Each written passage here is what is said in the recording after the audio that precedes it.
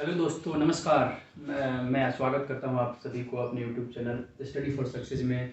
और एक लंबे समय के बाद हम लोग मिल रहे हैं, तो उम्मीद करते हैं कि आप सभी अच्छे होंगे। और आज आज हम शुरुआत करने वाले हैं दोस्तों, जैसा कि आप देख पा रहे होंगे मेरे साथियों कि इस चैप्टर का नाम है संख्या पद्धति की हम शुरुआत करेंगे। ज़्यादा समय नहीं लेंगे आपका और हम शुरुआत करते हैं सीधा। तो इसमें हम देखने वाले हैं, सर देख रहे हैं दोस्तों कि हम पढ़ेंगे नंबर सिस्टम, है ना, संख्या पद्धति जिसे हम कहते हैं नंबर सिस्टम।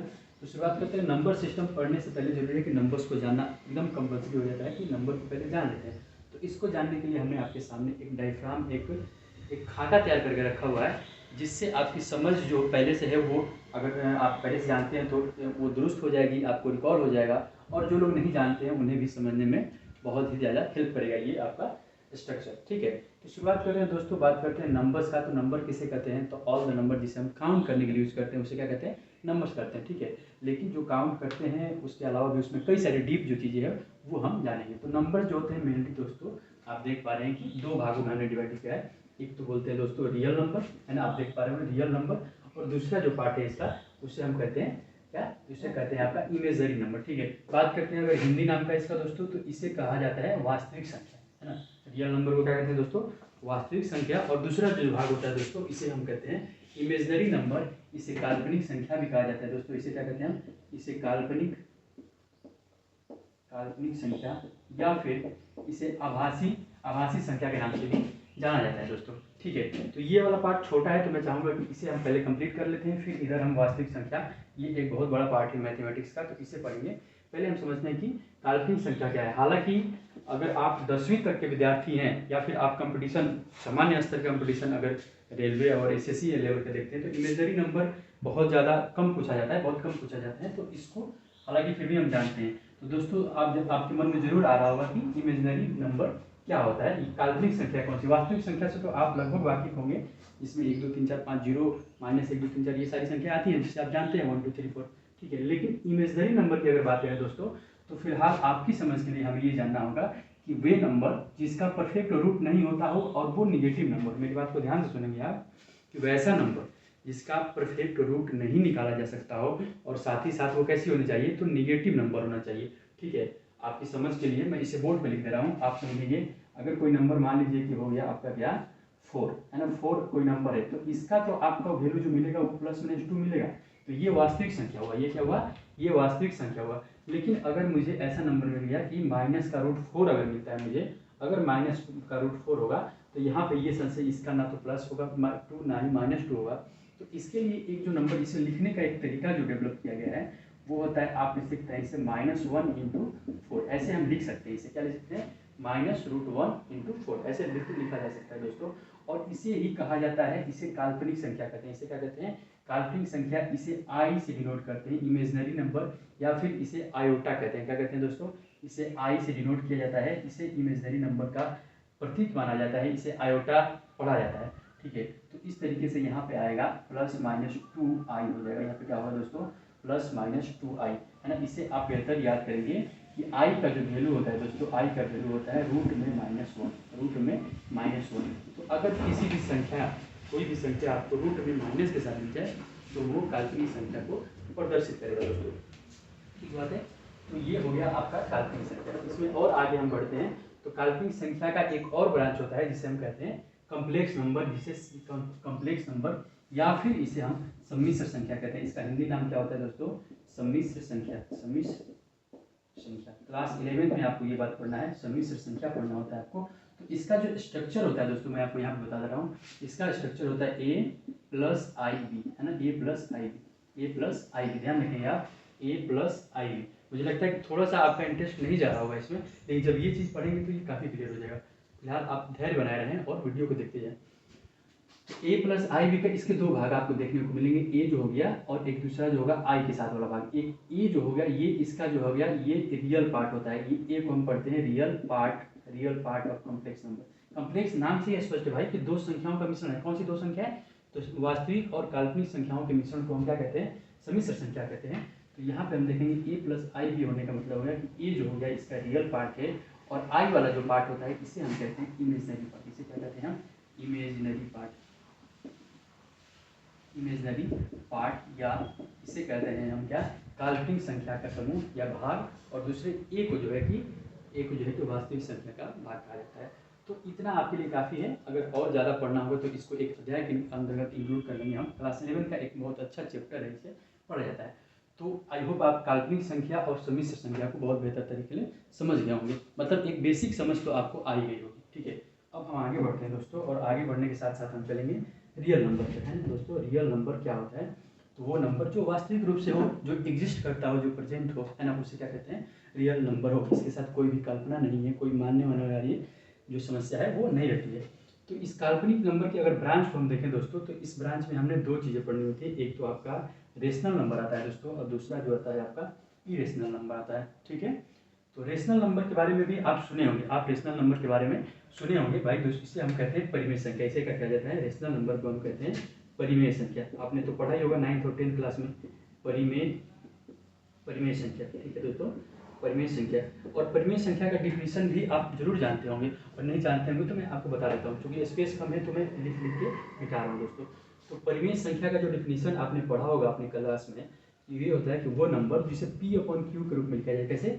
P/Q, या फिर ऐसे हम कह सकते हैं कि जिसे बट्टे के रूप में, भिन्न के रूप में लिखा जाए, उसे हम क्या कहते हैं? परिमेय संख्या कहते हैं। लेकिन एक खास कंडीशन जो होता है दोस्तों, वो होता है कि जो इसका हर होता है, जो इसका डिनोमिनेटर होता है दोस्तों, या फिर इसे नीचे वाला भाग भी आप समझ सकते हैं, तो ये आपका Q≠0 होना चाहिए। यानी कि वे नंबर जो P/Q के रूप में तो हो, लेकिन Q जो हो वो 0 नहीं होना चाहिए। ये बात भी ध्यान रखा जाता है। तो उससे हम क्या कहते हैं? उसे कहते हैं हम लोग रियल नंबर। और दूसरा जो होता है आपका रेशनल नंबर, सॉरी दोस्तों, रेशनल नंबर कहते हैं। और दूसरा जो पार्ट होता है वो होता है आपका इरेशनल नंबर, यानी कि जो रेशनल नहीं है वो इरेशनल नंबर होगा। इस तरह इसके एग्जाम्पल की अगर हम बात कर लें दोस्तों, इसके एग्जाम्पल की बात कर लें, तो जैसे मान लीजिए कि आपका हो गया 3/0, तो ये इरेशनल होगा। सीधी सी बात है, क्योंकि इसमें इंडस्ट्री किया गया तो ये हो गया।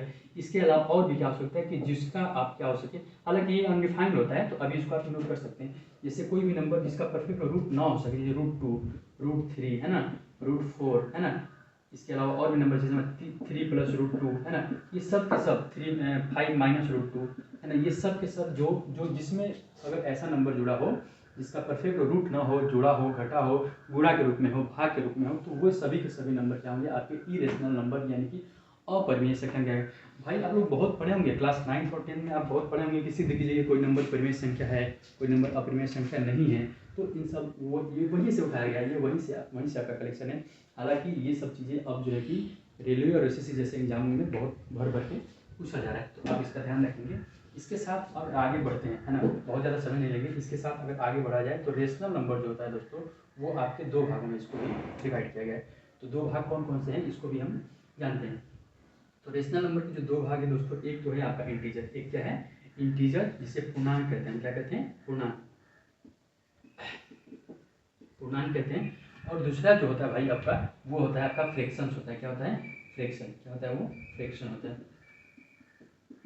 फ्रैक्शन, इसे भिन्न कहते हैं, इसे भिन्न कहते हैं। तो इंटीजर्स, रेशनल नंबर के दो पार्ट आपने कौन कौन से देखे? एक तो इंटीजर्स हो गया, और दूसरे फ्रैक्शन यानी कि भिन्न होते हैं। फ्रैक्शन को आप डेसिमल भी कर सकते हैं, क्योंकि आप अगर मान लीजिए कोई नंबर फ्रैक्शन के रूप में हो 3/4, है ना, तो इसे ही फ्रैक्शन कहेंगे ना। तब जब इसे आप डिवाइड करेंगे तो जो नंबर आएगा 0.something आएगा।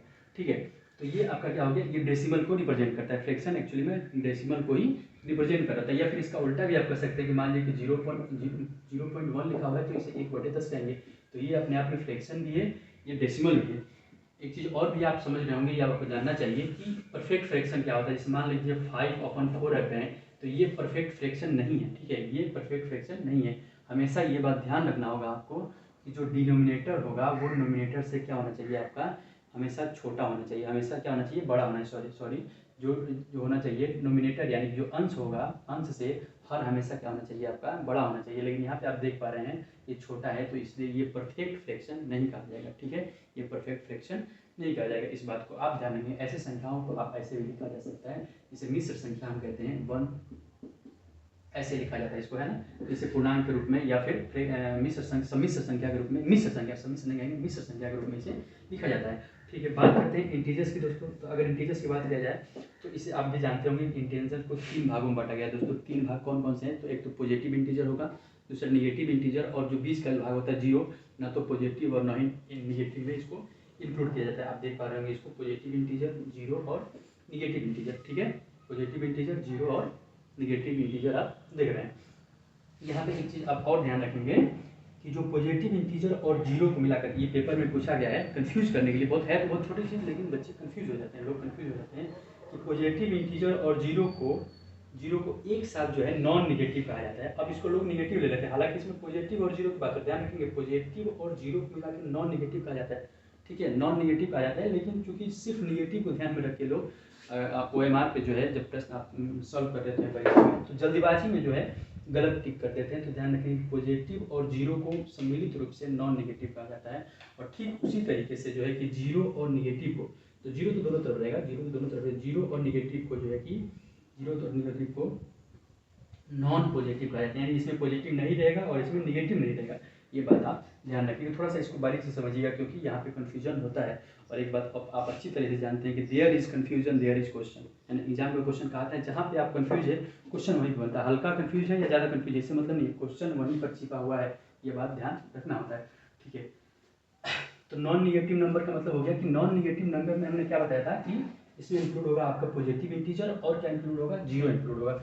तो पॉजिटिव इंक्लूड, अगर इसको जीरो को इंक्लूड किया जाएगा, है ना, positive integer non negative integer में अगर जीरो को इंक्लूड किया जाएगा, अगर आप जीरो को ले करके चलते हैं तो उसे कहा जाता है होल नंबर। उसे क्या कहा जाता है, होल नंबर। आपने बचपन में पढ़ा होगा, बचपन में मतलब क्लास 4 या 5 में तो आपने जरूर पढ़ा होगा। तो होल नंबर की शुरुआत होती है जीरो से, 0 1 2 3 4 और 5 ऐसे डॉट डॉट करके इनफाइनाइट तक ये नंबर चला जाता है। तो होल नंबर में जीरो को इंक्लूड किया जाता है, ये बात आप ध्यान रखेंगे। दूसरा, जब नॉन निगेटिव नंबर की ही बात करेंगे, फिर नॉन निगेटिव नंबर की बात करेंगे, लेकिन इस बार हम क्या करने वाले हैं कि इस बार जीरो को एक्सक्लूड कर देंगे या विदाउट जीरो नंबर की बात करेंगे। तो जब विदाउट जीरो की बात होगी तो ऐसे नंबर को जो विदाउट जीरो होगा उसे नेचुरल नंबर कहते हैं, इसे गिनती की संख्या भी हम कहते हैं। तो 1 2 3 4 5 होकर के ये चीज़ें आगे बढ़ेगी। तो नेचुरल नंबर आपका आएगा 1 2 3 4 5, है ना, यहाँ पे जीरो नहीं आएगा। तो ये एक जीरो जो है इसकी वजह से नाम चेंज हो जा रहा है होल नंबर और नेचुरल नंबर, ठीक है। फिर नेचुरल नंबर के बारे में बहुत अच्छे से आप जानते होंगे। तो नेचुरल नंबर जो होता है वो होता है प्राइम नंबर। इसके तीन भाग जो है, एक तो प्राइम नंबर है, यूनिटी है, कंपोजिशन। प्राइम नंबर का मतलब हो गया भाई अभाज्य संख्या, वही संख्या जो अभाज्य है ना, जो किसी भी नंबर से ना कटे, है ना, जो एक से कटे और अपने आप से कटे, उसे क्या कहते हैं, उसे प्राइम नंबर कहते हैं। जैसे कि मान लीजिए कि 2 हो गया, सबसे छोटा प्राइम नंबर के रूप में 2 को काउंट किया जाता है, 2 हो गया, ठीक है। इसके अलावा 3 हो गया, 5 हो गया, है ना, 7 हो गया, ठीक है। तो ये सारे नंबर के साथ क्या होंगे, प्राइम नंबर। यूनिटी में सिर्फ 1 इंक्लूड होता है, एक को यूनिटी कहा जाता है। और यहाँ पे जो आएगा आपका 1 आएगा, यहाँ पे जो आएगा प्राइम नंबर में, एग्जाम्पल लिख दे रहा हूँ, सॉरी, सबसे छोटा प्राइम नंबर आपका 2 होगा, 3 होगा, 5 होगा, है ना, 7 होगा, 11 होगा। ऐसे ऐसे नंबर को हम क्या कहते हैं, इसे कहते हैं हम लोग अभाज्य संख्या कहते हैं, या फिर प्राइम नंबर कहते हैं। 2 3 5 7 11 है, ऐसे नंबर होंगे। यूनिटी के रूप में सिर्फ और सिर्फ एक की बात किया जाता है, यहाँ पे 1 को सिर्फ इंक्लूड किया जाएगा। कंपोजिट नंबर वैसे नंबर होंगे जो खुद से तो कटेंगे नहीं कटेंगे, इसके अलावा कोई एक से ज़्यादा, मतलब 2 या 2 से ज़्यादा फैक्टर इसका होना चाहिए। इससे आप बात करेंगे हम, यहाँ पे 4 आएगा, है ना, 4 6 9, है ना, ऐसे बहुत सारे नंबर आप जानते होंगे। तो इसे कंपोजिट नंबर कहते हैं। तो उम्मीद करते हैं कि इतना चीज़ तो आप बहुत अच्छे से समझ गए होंगे। मिलते हैं अगले पार्ट में, है ना, तब तक आप कीप वाचिंग और चैनल को लाइक शेयर और सब्सक्राइब कर दीजिएगा। फिर मिलते हैं बहुत जल्द आपसे, धन्यवाद।